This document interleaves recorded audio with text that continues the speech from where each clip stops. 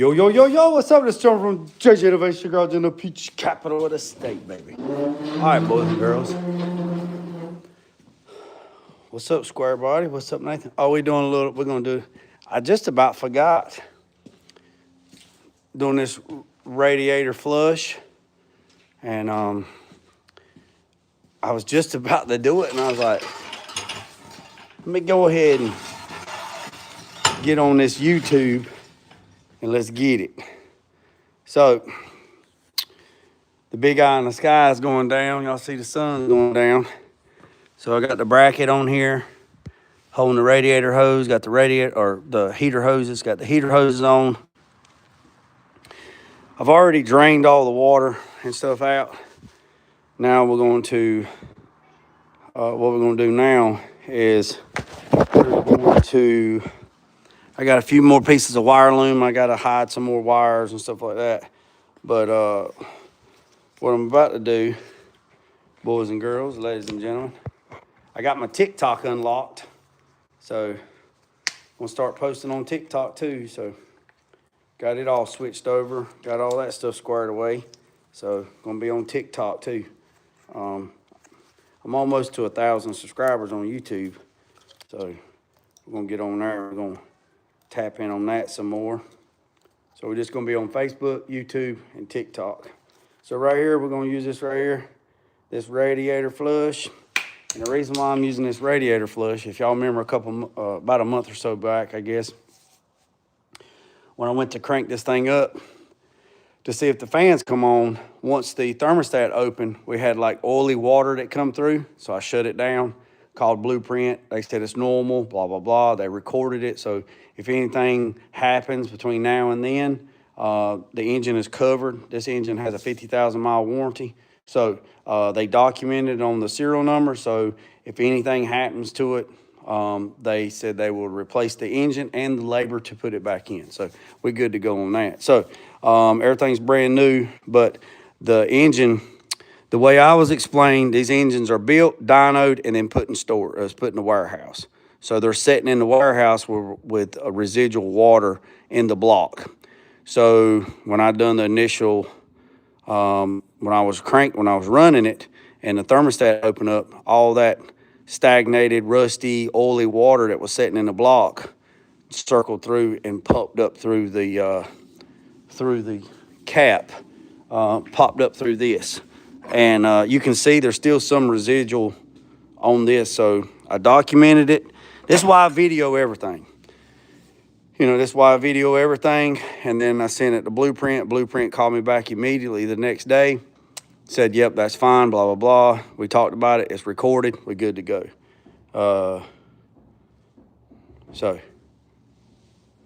But remember this, boys and girls. I welcome to the chat. Make sure no religion, no politics. If you start talking religion or politics, the guys and girls in the blue wrenches will order you an Uber and send you packing. So what we're going to do is we're going to just put this, like I say, I've already drained all the water and everything out. So everything's drained out. It's just regular water, no antifreeze, no nothing.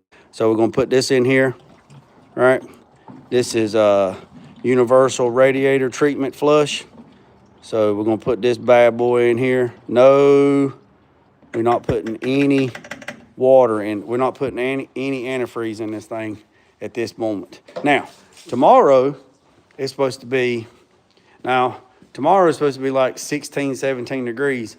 So that's why we're trying to do all this right now. Also, this thing runs really, really great, but it runs really, really rich. And the reason why it's rich is because the O2 sensor is laying down there on the manifold, and it's going to run a little rich. So I don't want to hear anybody in the chat running off them bumping them gums, talking about this, that, whatever. I understand that it's going to run rich because it's an open loop. So just make sure you keep it where you need to keep it.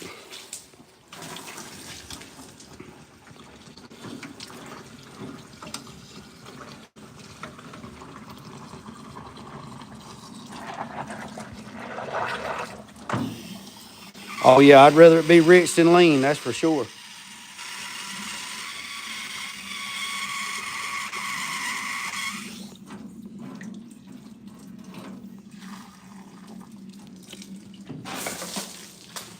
All right.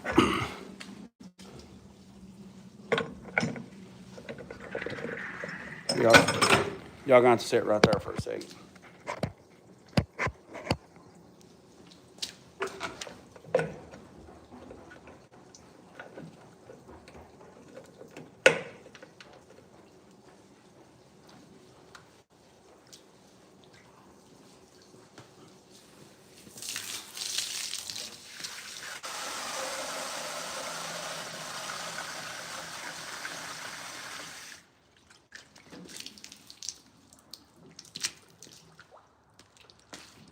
I'm gonna go in there and I'm gonna go get a shop fan, and I'm gonna bring it and I'm gonna set it in front of this thing and let the air blow across it.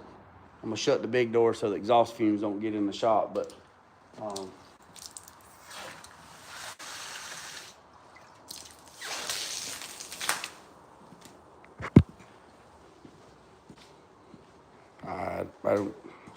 I don't know what distilled. No, I'm not using distilled water. No, I'm not using distilled water.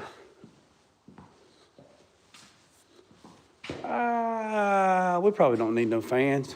We'll just shut the door. We'll just shut the door.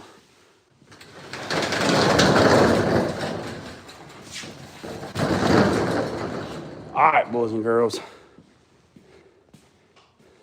Look here, standing outside. Pat, pat.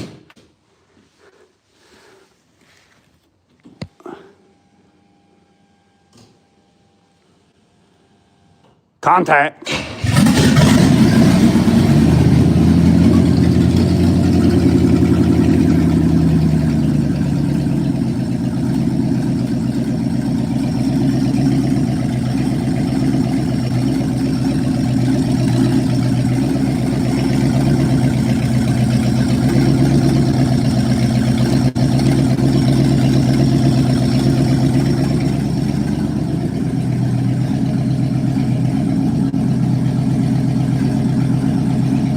What's up, Roger?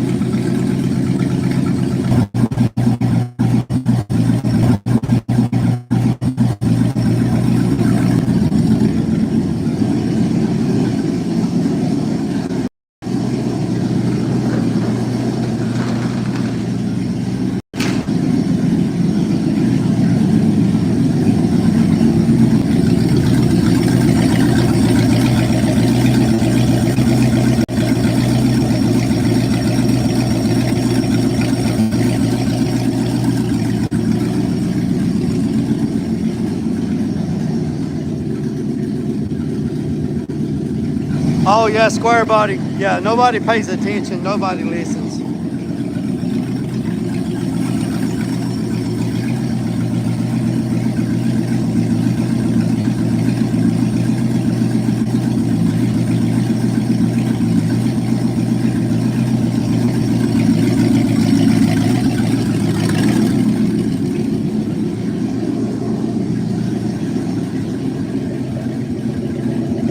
Checking for leaks. Checking for leaks.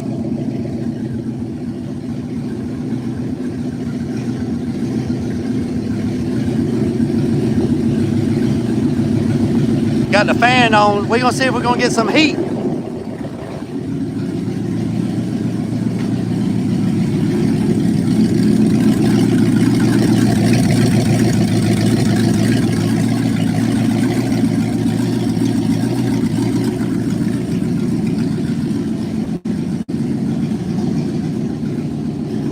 The thermostat should be coming on. It's got a 180 thermostat in it.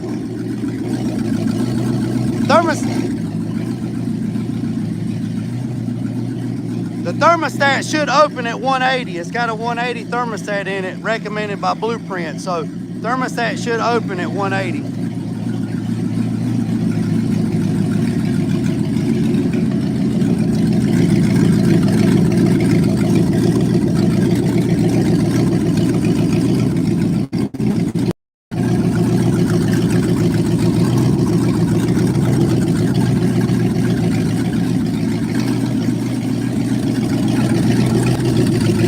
Fans on.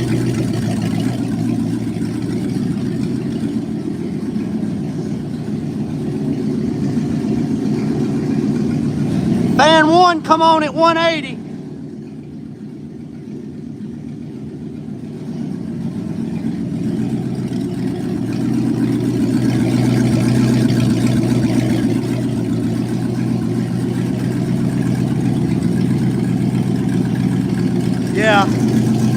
Yeah, nobody pays attention. Nobody listened. I told you what was going on, and nobody listened.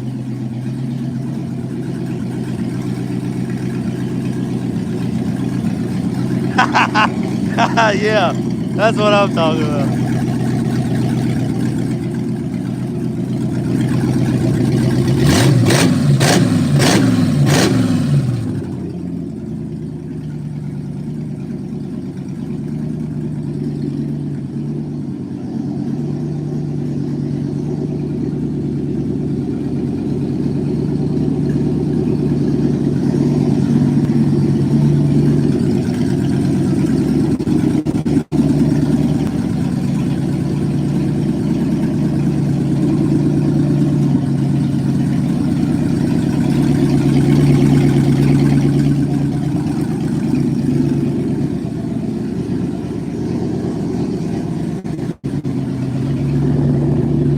Oh, we're getting a little bit of heat. We're getting a little bit of heat.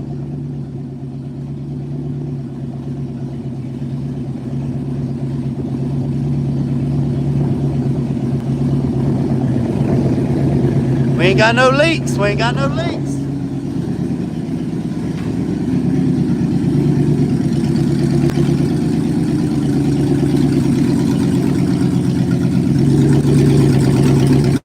Fan 2, come on. Fan 2's on.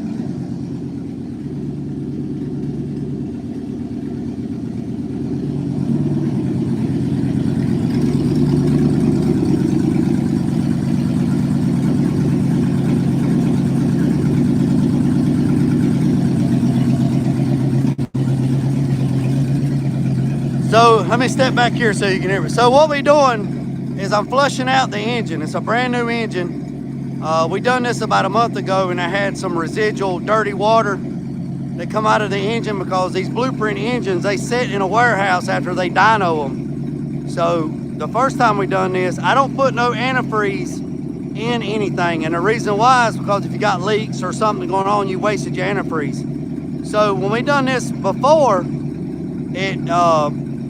when it burped the system, we got dirty water, and the dirty water come out of the engine block. Well, I cut the car off. I called Blueprint. I sent them a video, told them what was going on. They called me back the next day and said, hey, look, it's just residual oil and dirty water in the dirty water that's been sitting. We've documented it, and everything's good to go.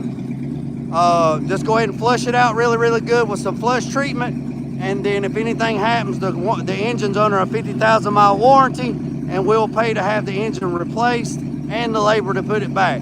So that's what we're doing that's what I'm doing right now, is I drained the radiator, I filled it up with regular water, I put that radiator treatment in there, we got the thermostat, so when it opens, that water is gonna burp, and we're getting all the air out of the system. And then once we let this run for a pretty good while, we're gonna let the car cool down, drain everything out, and do it all over again. But the next time we do it, we're gonna put antifreeze in it. Now, for the ones that saying it's running rich, it is running rich. The reason why it's running rich is because it's got headers on it.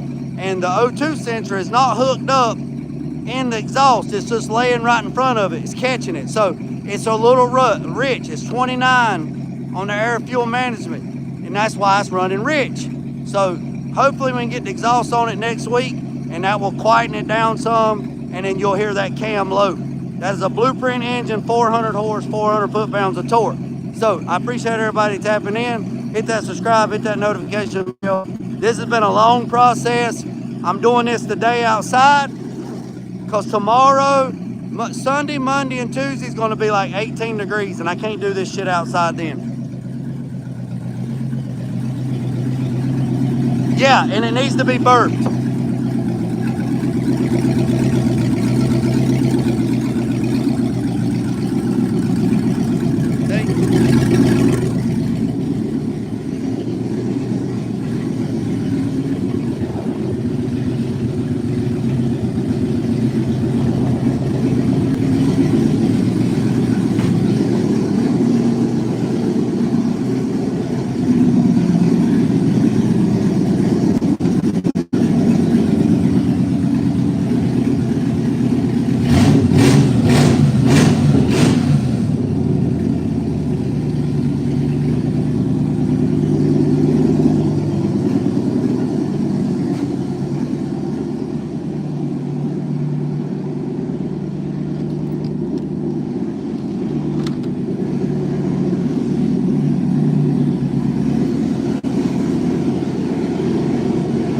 Let's see if the battery's charging.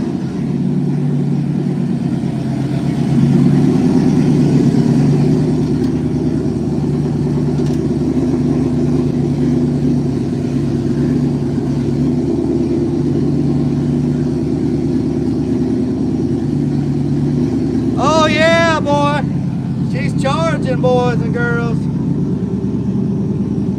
13.7. She's a charging.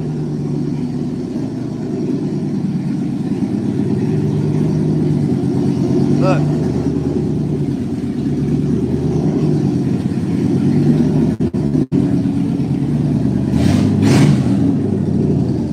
Oh, we got heat, boys and girls. We got heat. Woo. Woo, boys and girls, ladies and gentlemen. See, look, it burped. See that? I told you. Look, it burped. I seen it burp back there. See the dirty water? See the dirty water? See it? See the dirty water? Now let's get down here where it's hot. Let's get down here while it's hot, while the thermostat's still open.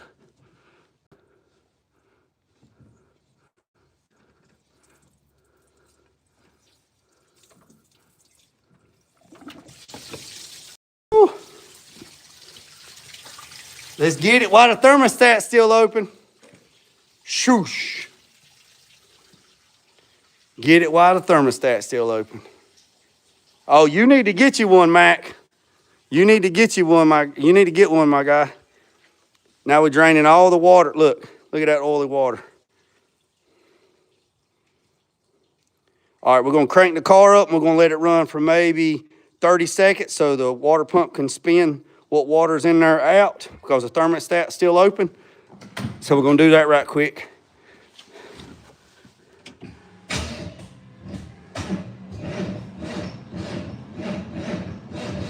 Oh, shit. I took the damn battery tables off.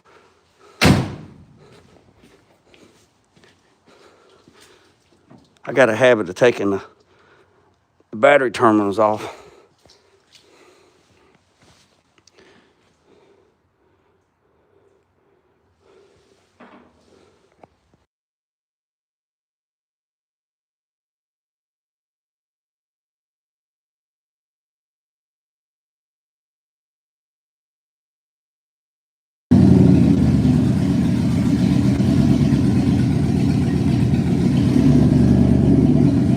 We're gonna let it run for just a second.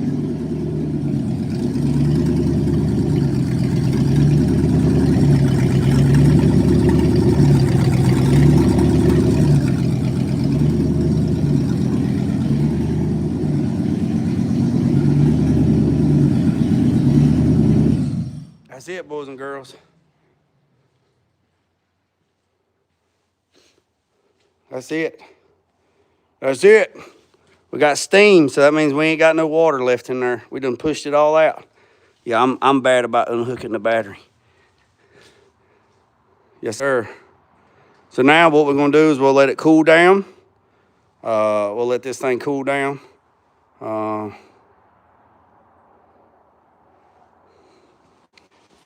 Hey, Mac, I appreciate that, but you know I ain't had no caffeine, Mac, since September.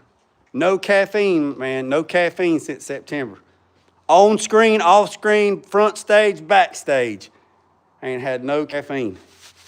None whatsoever. Now I know everybody. I know everybody's saying, oh, it's running rich. Well, I mean, it's right off the, look, I mean, it's right off the goddamn manifolds. Right there, boys and girls. I mean, right there. So we had heat. So we had heat in the car. So that was great. So that was good. Check that off the list. We got the hose. We got the hose on there. Check that. That's good.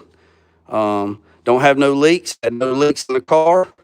No leaks at the heater box. We didn't have no leaks down here at the heater box. All this is dry. All that new carpet's dry. It's got a Gen 5 AC system on it. We had hot air coming out the vents and out the defroster or the defrogger.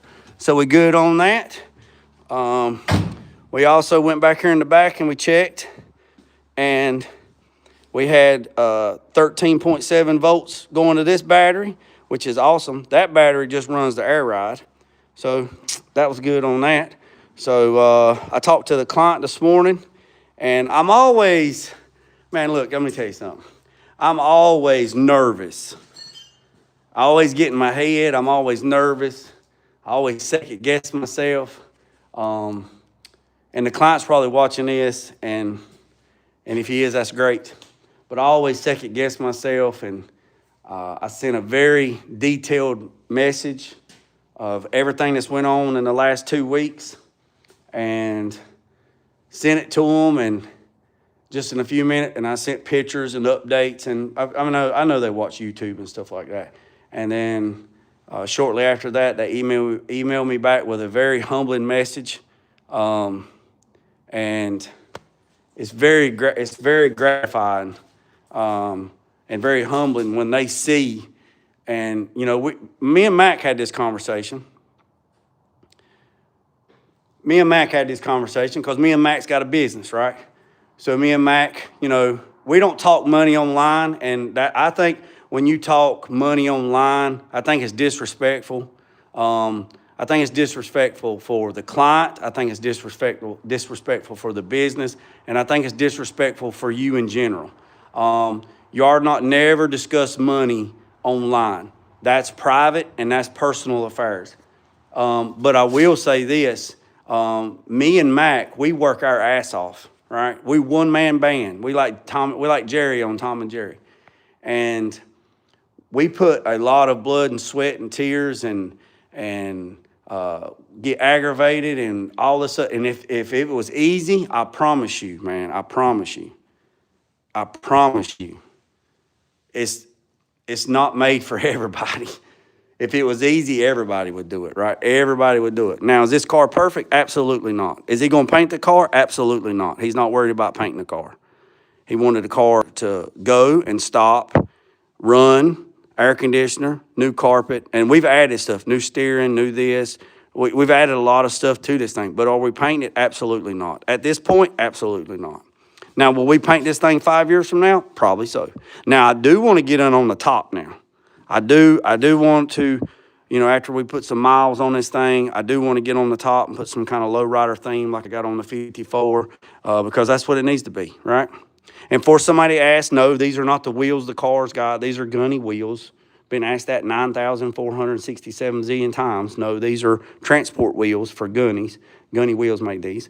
So back to what I was talking about, you know, We fixed a lot of stuff unexpected, and there's still stuff unexpected. Like we had to fix the package tray. We had to put new speakers in it. We had to fix the console. We had to fix the tunnel. We had to modify some stuff. There's some stuff I still got to fix. We had to put a new steering column in it, new steering linkage. There is a lot of stuff. We painted the bottom of the car, new inner fenders. We painted the hood. And I'm going to be honest with you, boys and girls. I'm going to be honest with you. That damn bottom of that hood is damn near close to the paint that's on this thing. It's damn near hits it. I mean, damn near hits it, you know. It's got new hood hinges, you know. So is the car perfect? Absolutely not. That's not the type of party this is. But does he have a good car? Absolutely, 100%.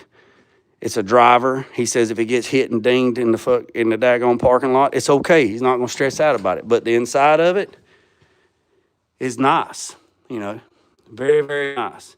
Somebody already put the seats in it. We put new carpet in it. We got to work on some kick panels. There's a lot of stuff. We put a headliner light in it. There is a lot of stuff, you know, a lot of stuff. I'm super thankful for letting me work on his project. We built a partition wall in between the trunk and the car to keep kind of some of the noise down. We painted the deck lid as well. We painted the bottom of the deck lid. We still got a few things got to figure out why this park light don't work, why this brake light don't work, but this one works. But overall, I'm super happy where we're at with it. I'm glad he's happy with it.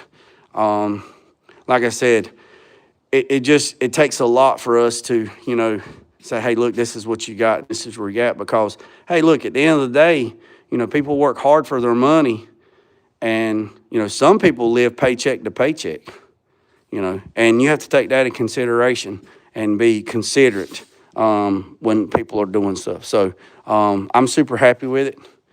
Well, I appreciate that.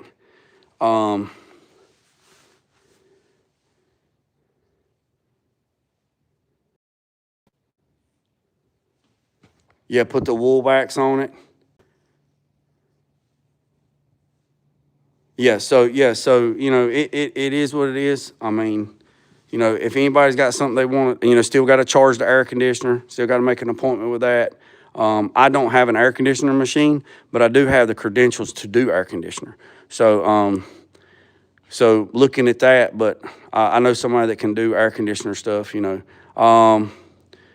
So that's that. Fans come on, fan 2 come on, alternator's charging. It has a Holley front mount, mid-mount drive system, and I recommend anybody that's doing LS, small block, big block, to take off the front drive system on their engine, throw it in the dumpster, and buy this front mid-mount from Holley.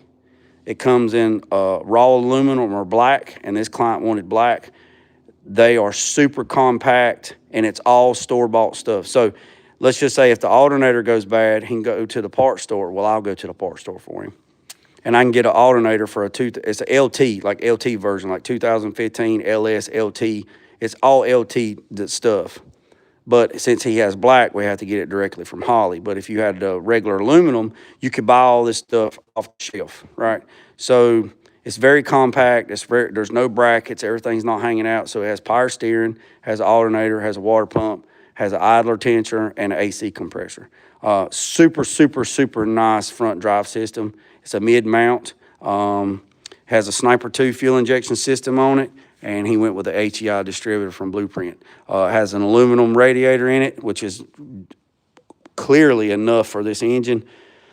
I use all these radiators. I use them on LSs and conventional, and I have no problems whatsoever. You get them with the fans preloaded, and you're good to go. I've never had any issues with them, absolutely zero, zilch. And I've been using these types of aluminum radiators for decades. So I'm super stacked with it. I mean, there's a few things that we need to get. We need to get a windshield wiper switch because it just won't stay plugged up. It keeps falling off. We need to figure out about the kick panels. We got to get the air conditioner charged. Hopefully this week exhaust shop I can take it when it has exhaust on it, and that's going to quieten it down. But we got bad weather Monday, Tuesday, and Wednesday, so it's probably going to be later on because I don't want to haul this thing in the sleet and the snow on a trailer, and then Lord have mercy, good gracious, don't want to even talk about that. Then we have to get it aligned. Somebody gonna say, "Oh, look at the steering wheel, it's crooked." Yeah, I know it's crooked. I just stuck it on there. Got to get the wire wheels out of storage, clean them up, and get them on there because the car needs to be adjusted.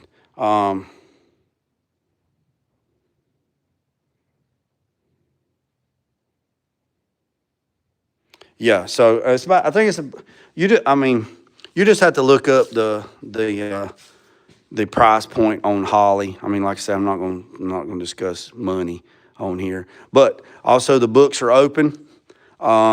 This one right here is just, within just a few weeks, I'm hoping I drive this thing. I need to do a road test on it. New engine, transmission's new or rebuilt, new drive shaft, rear end's been rebuilt, new brakes. I mean, basically everything underneath it's going to be brand new. So I need to do a shakedown test on it and drive it, and then put about 500 miles on it, give or take, then bring it back to the shop and drain the oil in it because it has the break-in oil in it. And they said put about 500 to 1,000 miles on it. Bring it back to the shop, drain the oil. He already has the oil for it to put it back in there. He ordered all that stuff from Blueprint. Drop it down, make sure it's good, and ride. So it's a lot. And when people say, "Oh, I don't know why it's taking so long," man, it is a lot of stuff to do. A lot of stuff to do. A lot. Like a box of chocolates, it's a lot. And then you have to keep a notebook and you have to keep a punch list on everything that you do and what you're missing and this, and you have to write it down. And somebody says, "Well, can you give me an estimate on everything I need?" Absolutely not. There's no way that you can write an estimate and say, "This is what you need to do." And if anybody's doing that estimate, you're paying money for that. Like literally. Look up Sabrina Restoration in Texas. They broke it down in hours. That's the way I was taught at Petty's. That's the way Sabrina does it. That's the way Charlie Hutton does it. That's the way Chip Foose does it. That's the way Count Customs does it. They do it by hours. They'll say, "Oh, it's going to take 600 hours plus or minus, plus material." And that's what because you don't know what you're getting into. It's like an onion. The more I peel back the layers, the more somebody's crying because people, no disrespect to people, but people really don't understand what goes in, what it takes to get to this point unless they actually do it. And these weekend warriors, and I'm going to go ahead and say it, these weekend warriors that do this shit on YouTube, I'm glad. I'm really happy that YouTube is doing their AP analytics, and they are purging these accounts that send miscommunication, misinformation, AI content, and stuff that's not true and it's not right. I'm glad that I'm seeing these accounts getting purged and getting their subscribers took away. I'm happy for that because it makes me and Mac's job a whole lot harder when you see all this other stuff. So I hope that makes sense to somebody. And that's not me throwing shade to nobody. It's just saying, well, you got people out here saying, "Hey, look, pay me to teach you how to do an LS swap," and they don't even have a vehicle themselves. So how are you gonna take people's money and tell them how to do an LS swap, and you don't even have a damn LS swap yourself? That tells me that you're going to other people's channels, reading what they're reading, and just regurgitating it. And in my eyes, I don't believe in that. I don't believe in that. I really don't. I really don't believe in that. So I don't. And I am so sorry. I didn't have all the messages turned on. So let me catch through here and see if I missed anybody's messages.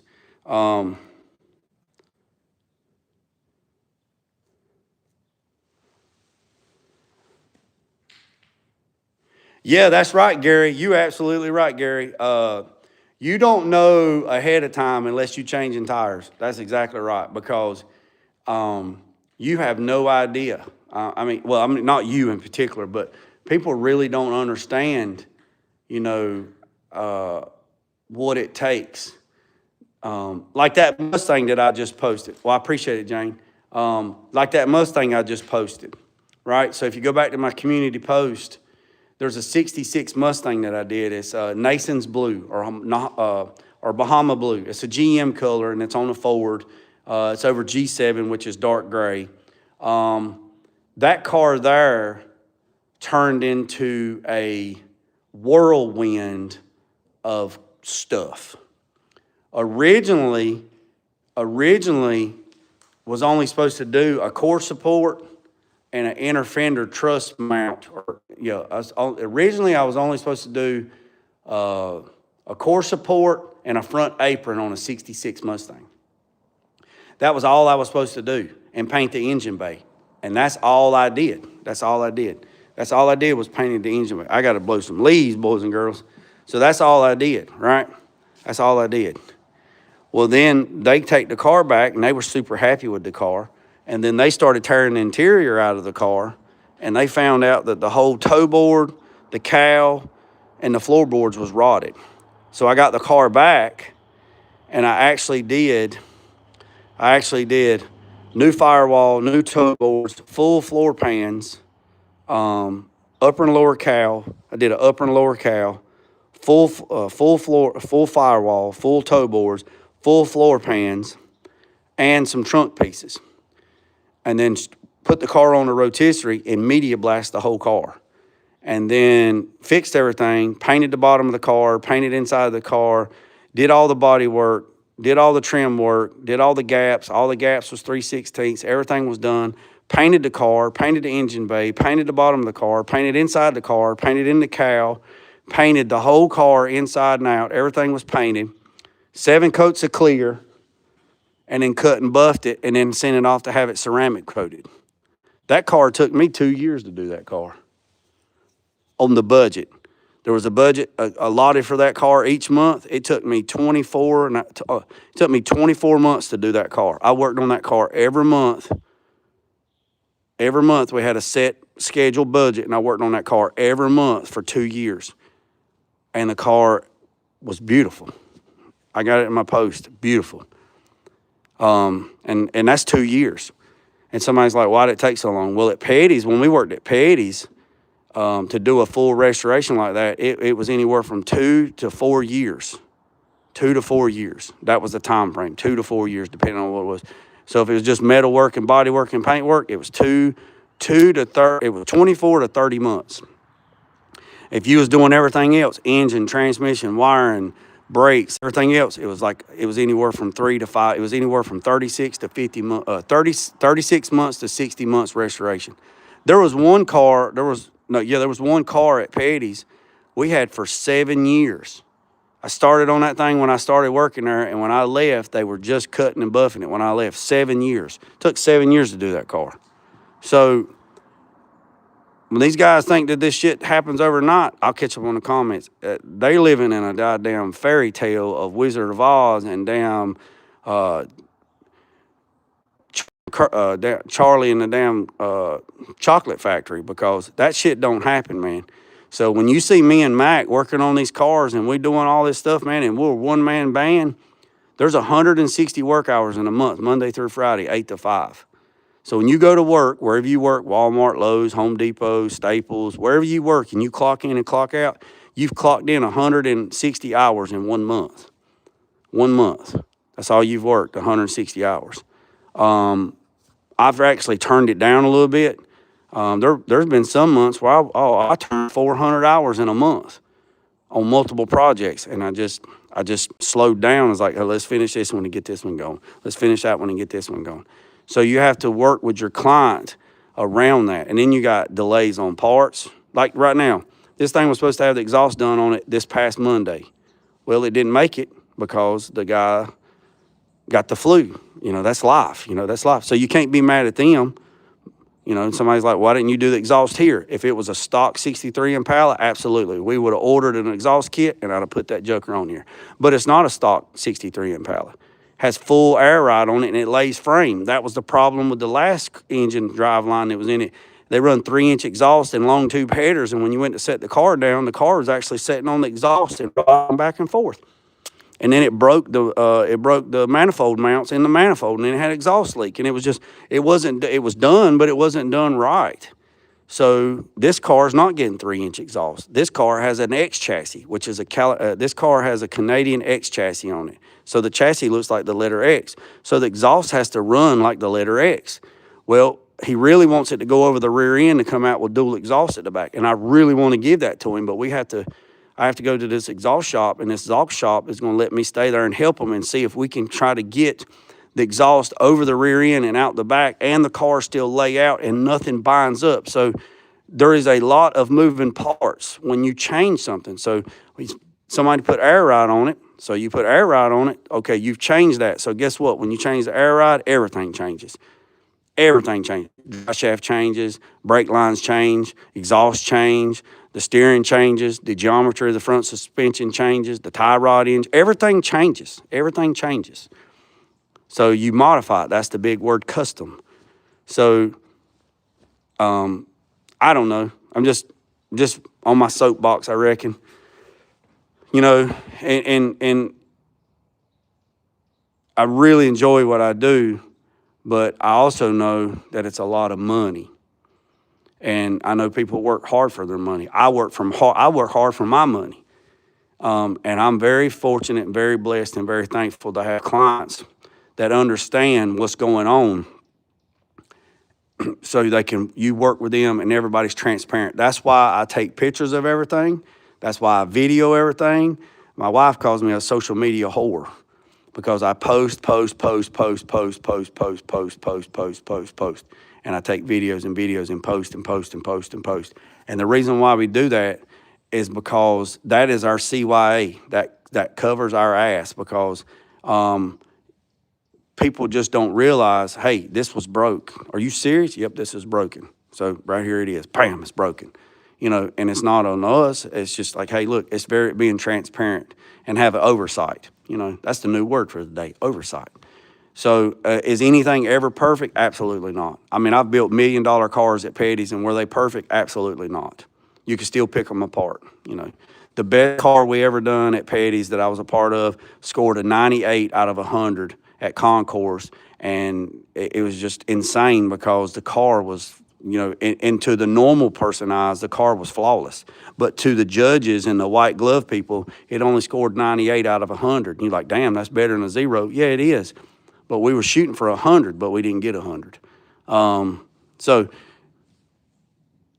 and most of the time it's politics and red tape and money and stuff like that, and who's rubbing who's back and who's doing this. So I don't care about the trophies. I don't care about the plaques. I don't care about none of that. Charlie Hutton said one time when we was in Orlando, and I was in a PPG training class, and Charlie Hutton was teaching it, and we were out for dinner, and he says, I don't build cars for people that want to win trophies. I tell them to go somewhere else. I don't build cars for people to win trophies. Now, if you win a trophy because of the car, absolutely.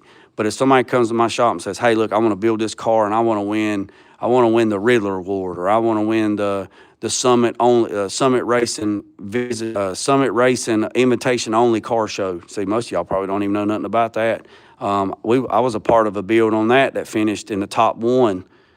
In the top 5, and then it won the top 5, and then it won the main thing, and it was by invite only for Summit Racing.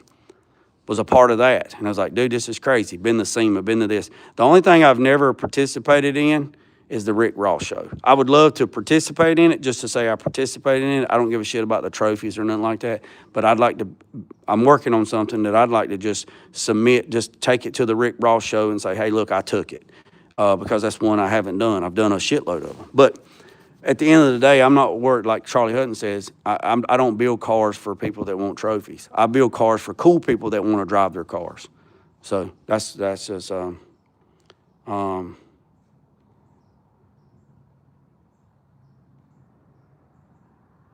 yeah, Mac, the Napa store up here, Mac, when they closed, they had the really, really nice bin pack exhaust system. The really nice one, and he wasn't selling nothing. And one day I stopped by there and I said, hey man, because he's got air conditioner machines. He's got those Roberson air conditioner machines, and he's got like 5 or 6 of them in there. And I went in there to try to buy one because knew they're like $4,000. You know, I was going to go in there and offer him $2,000 for one. And he didn't want to sell none. And I said, you ain't selling nothing? Well, I sold my exhaust machine and he sold it for like $5,000. And I'm like, are you serious? I mean, that thing was a tank, you know, you'd have to have something, but it was the bin pack exhaust system. Oh yeah, I know the paint's okay. We're not painting the car. The guy don't want to paint the car. No, it's an Impala. No, this ain't no Biscayne. It's an Impala. It's not a Biscayne. It's an Impala. It's an Impala. It's a 63 Impala. No, it's not a Biscayne. No, I didn't paint the car.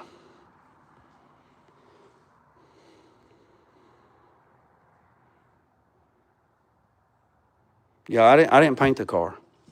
I didn't paint the car. We just did the underneath the car, the drive line, and we done the interior and fixed some stuff on some on-end things. But no, we didn't. Go back and watch some of the old videos, and you'll see what we done on the car. Well, yeah, I didn't paint the car. Now I painted the bottom of the hood. Now I painted the bottom of the hood and the deck lid because I stripped them because they had, they was rusty and scaly and stuff. We did paint the bottom of the hood and we did paint the bottom of the deck lid, but that's it. I didn't paint nothing else. So, and we painted the bottom of the car. I painted the inner fenders. We wool waxed the bottom of the car, but as the car as a whole, absolutely not. The guy don't want to paint the car, and I'm okay with it because he wants a driver. Now, we did do the trunk. We did everything inside and underneath, and we painted the deck lid, the bottom side of it. But the car as a whole, absolutely not. I didn't paint it. Now, I painted that 54. I painted that son gun like 7 years ago. I painted this car. It's dirty. I painted this.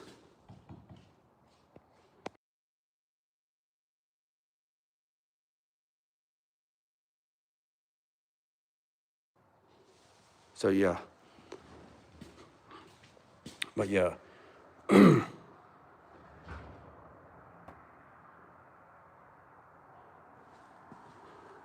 All right, boys and girls. Sun's going down. I got to go get some antifreeze so I can get this thing tapped off. But I appreciate everybody tapping in. Y'all know we run like 60-minute lives.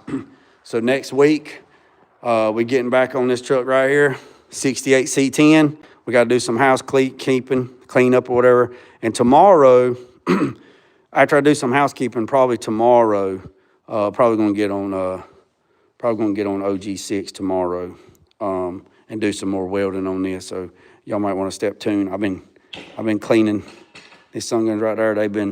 It's been electrolysis all day.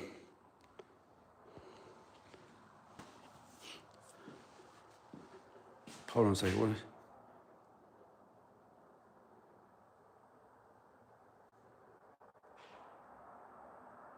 All right, boys and girls, I appreciate you. I got to shut this door so I don't let all the cold air in. And remember I said, boys and girls, hit that subscribe button, hit that notification bell. No AI bullshit over here. And remember what I said, boys and girls. Don't worry about the man up the road or down the road. Sweep off your own front porch while sweeping off anybody else's. Put God first. Let loose